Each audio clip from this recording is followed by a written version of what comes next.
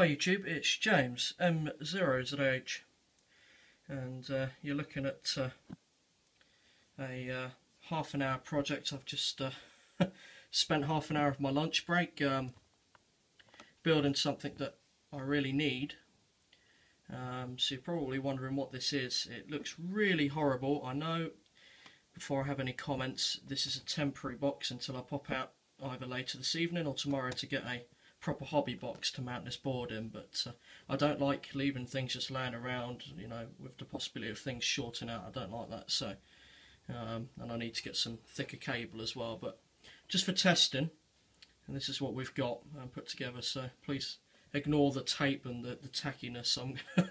That's going to be gone very shortly, and I'll make an updated video on that.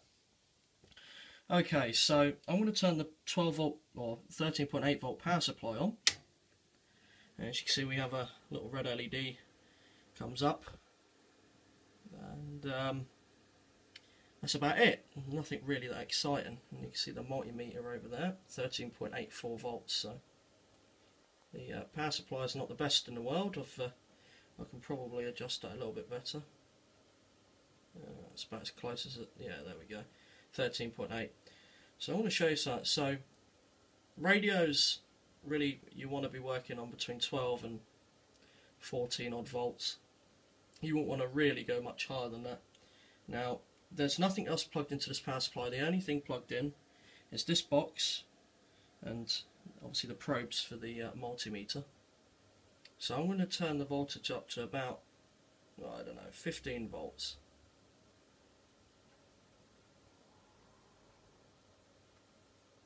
You have to be very careful, it's very touchy. Okay, that'll do, 15.2 volts.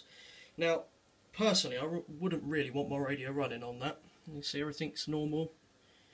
Nothing's gone wrong yet. But if something was to fail in the power supply, like one of the transistors, in this power supply, this is an EP925. If one of the transistors was to fail, you wouldn't have the normal 13.8 volts, or a regulated voltage. You'd have an unregulated up to about 24 volts, I believe. So if this power supply was to fail now, it would shoot through and kill whatever was plugged in. But with this box in line, it won't anymore. As you'll see by the meter, I'm going to turn the voltage up.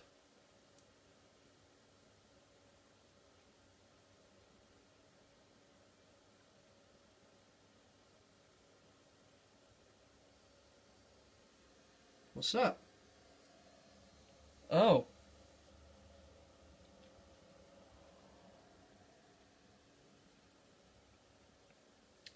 You may not have seen that, so I'm going to show you again.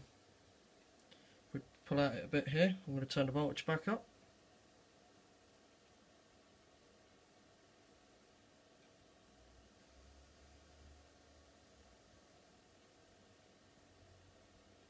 The voltage drops off.